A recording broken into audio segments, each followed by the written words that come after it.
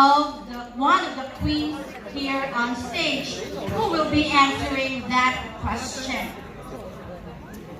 So there is no ordinary question and answer portion, like the usual thing that we hosts are going to throw the question to the candidates, but rather our candidates will pick up the question and of course the name of the queen whom she's going to throw or ask the question.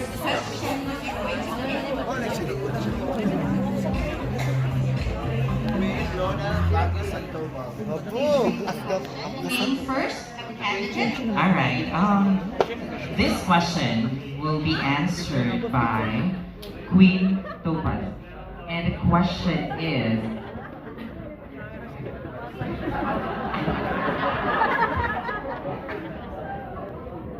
alright, Queen Topaz, if you are given the power to change your personal experience, what would you change and why? Again, if you are given the power to change your personal experience, what would you change and why? Thank you. I would rather to change the personal experience of a person pertaining to be closed-mindedness to open-mindedness.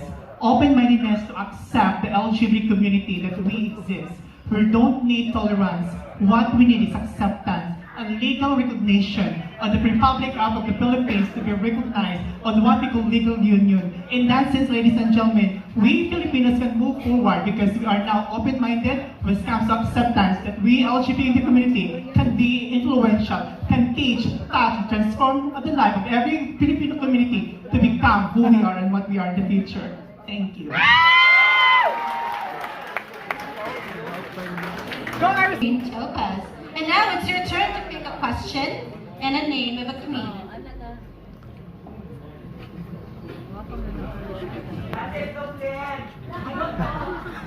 Oh, my best friend. It's Queen Aquamarine. Queen Aquamarine. Reminder, they're only given a maximum of 45 seconds to answer the question. Alright, please answer the question 45 seconds. Whenever you're ready. Alright. When is the right time to listen and when is the right time to speak? Again, when is the right time to listen and when is the right time to speak? Thank you very much. That's a very tricky question, but I will answer it in 3 words. Stop, look, and listen. We need to stop and look within ourselves and listen in our heart because our heart will never tell us lies. And it will tell us when to speak our minds and when to listen with our hearts. Because I believe when the heart speaks, everybody listens. Thank you very much. Wow, I'm impressed. Thank you, Aquamarine. Please Miss Aquamarine. It's your turn to pick a question.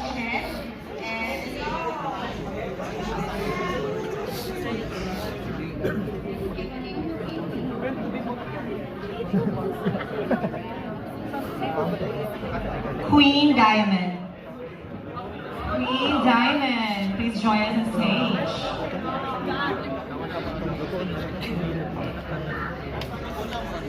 Your question. Recently, we had more violence in schools. How do you think we can better promote safety and harmony in our schools? Again, recently, we had more violence in schools. How do you think we can better promote safety and harmony in our schools? Thank you. Yes, it is indeed true that recently we have a lot of violence in school, one of which is hazing. And many of the students have died because of joining fraternities. Now, how can we promote safety in the school? The school is deemed to be the second home of the children, and the teachers are the second parents of this youth. Now, how do we promote safety? I would cite to you legalities. The Department of Education should be responsible in upholding the safety of these children. How? Well, number 1, they have to regulate guards and safety within the facilities. And that is the most important thing that we should do, because again, safety is the most important thing children and the students should embrace. Thank you. Thank you, Queen Diamond. Center, please take a question. Queen Diamond. Again. Minutes naman. Seconds, di ba?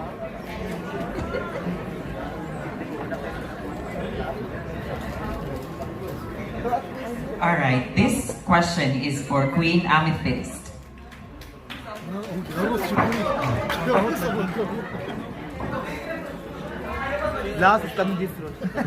Last year, the question is, last year Spain sent the first ever trans woman to the Miss Universe pageant.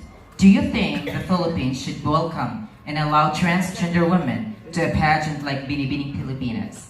Again, last year, Spain sent the first ever trans woman to the Miss Universe pageant.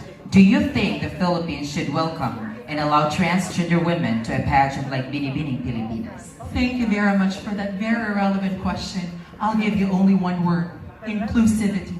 Ladies and gentlemen, we are human. We have the capacity of what men and women can do. If it's actually just because of our gender, ladies and gentlemen, it's time to accept that we should be included in our school, in our work, that we are part here in front of you. We are a testimony of a living people, and we have our rights, and we should be included in any ways, regardless of gender, religion, and especially sex. Thank you. Good evening.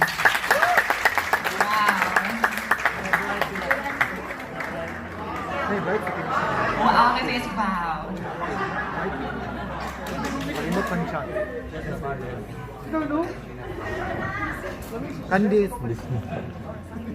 This question is for Queen Ruby.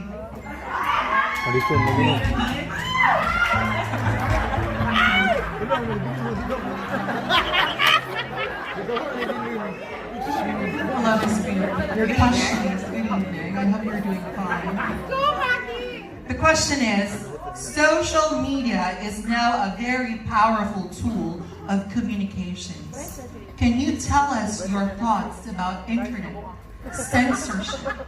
Let me repeat. Social media is now a very powerful tool of communications. Can you tell us your thoughts about internet censorship? All right, ladies and gentlemen, thank you so much for that. Social media is one of the most powerful things in this life, the world that we are living in. It is because that is a way for us to communicate with others. As a marketing specialist working in one of the most publication companies, it is our tool to communicate our authors, our customers, and the business that we are actually living in this society. It is a way to create a press release campaign that would definitely reach out to media outlets, and in order for us to create awareness, not just to the LGBTQIA, but to the rest of the world. Ladies and gentlemen, it is our heart, it is our mind to open our hearts to fight against bullying. It seeks no awareness, it seeks thank you so much and good evening. Thank you, Queen Ruby.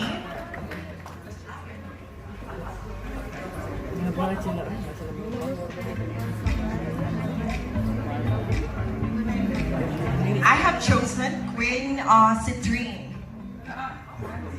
Okay.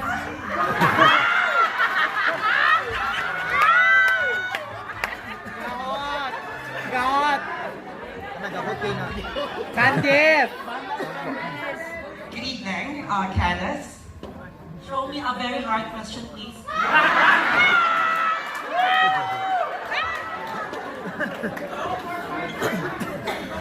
Okay, Candice.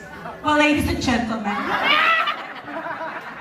The question is, are the best things in life really for free? Why or why not? Do you want me to repeat the question? of course. Okay.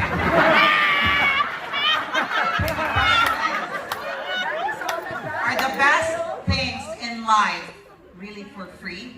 Why or why not? Thanks for the wonderful question.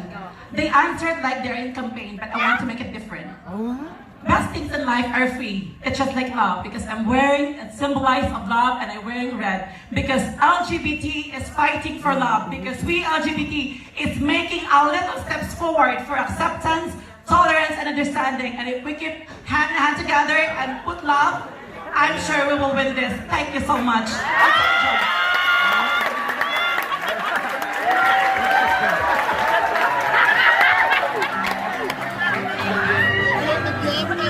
Do you have any other question? Where you go? Why you go? Why you go? Why you go?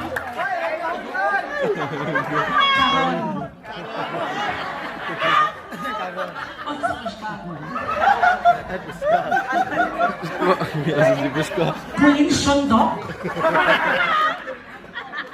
Queen not good. Queen of fire. Kisses of fire. Okay, Patay number 1.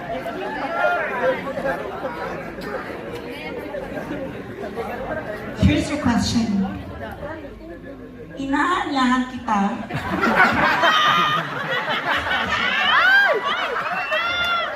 O sa Filipina? How should a beauty queen respond to ruthless or criticism? You want me to repeat the question, madam? How should a beauty queen respond to ruthless or criticism? And 45 seconds. Go. Ladies and gentlemen, the beauty queen should respond those ruthless criticism by educating our people, by educating this criticized people. Because quality education is our instrument to become a better person into an eligible and responsible individual. And I think that the greatest power to influence those people, those who criticize us, always begins with knowledge. Thank you and good evening.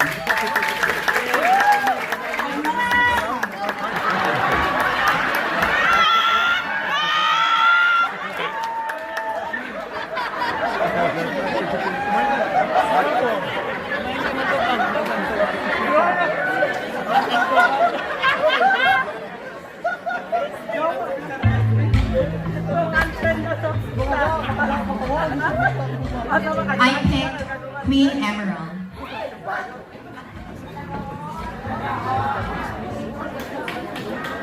What you do?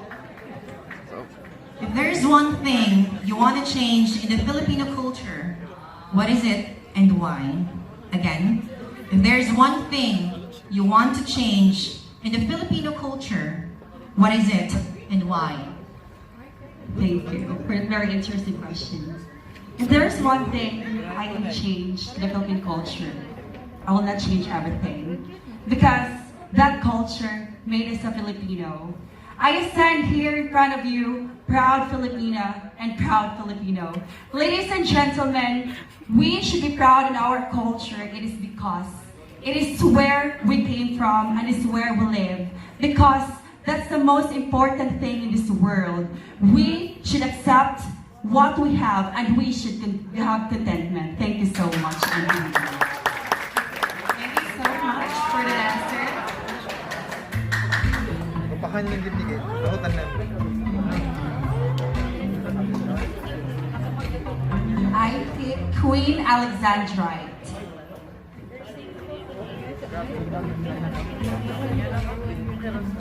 Here is your question. What is one thing you would like people to learn from your posts on social media profiles? Again, what is one thing you would like people to learn from your posts on social media profiles? Ladies and gentlemen, I always post on Facebook on how and why can social media can be a bad thing, especially to our children. That is why I always advocate and always try to make people understand that we have to educate our children, because I think that the best way that we can do is when we educate our children in their formative years, because this is time that we need to take information that will be ingrained in their subconscious.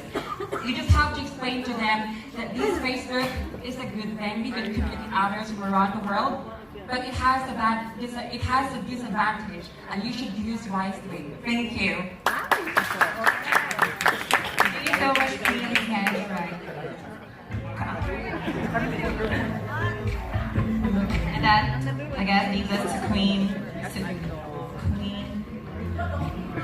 Queen. Garnet. Which one would you rather be? Someone who is respected or someone who is loved, and why? Again, which would you rather be? Someone who is respected or someone who is loved, and why? Okay, ladies and gentlemen, those two words is very important. I believe that being respected is very important.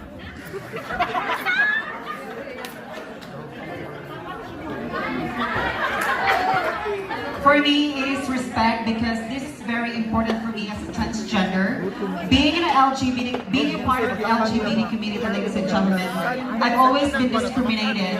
And if I would be given a chance to choose to elaborate what is respect, to tell to the people that we should be respected, we are not asking for something a privilege, but it is something that we have to ask, that you have to open your hearts, and that is the highest form of love, respect. Thank you. Thank you for that. Is Queen Emerald Fuschia Ravena, our second runner-up, or the Queen of Spades. Congratulations, Queen Emerald.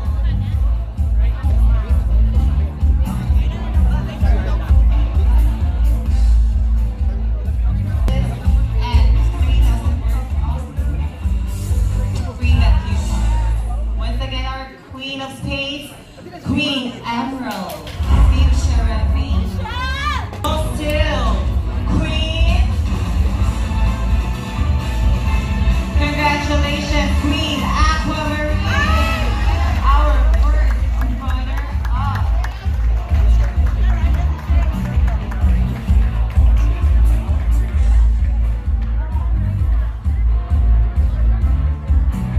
Queen Stephie, Venice, Cabahug. Congratulations, you are our Queen of Heart 2019.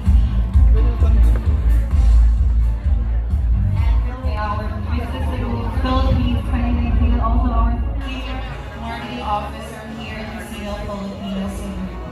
the Queen of all queens goes to Queen of 2019. Queen Sapphire. Queen Cabahug. Queen Hikaru. Congratulations, Queen of Queens, the ruler of Queensland, Charla. And there you have it, ladies and gentlemen, our queens for tonight. Queen's Queen is Queen Emerald. The Queen Sapphire.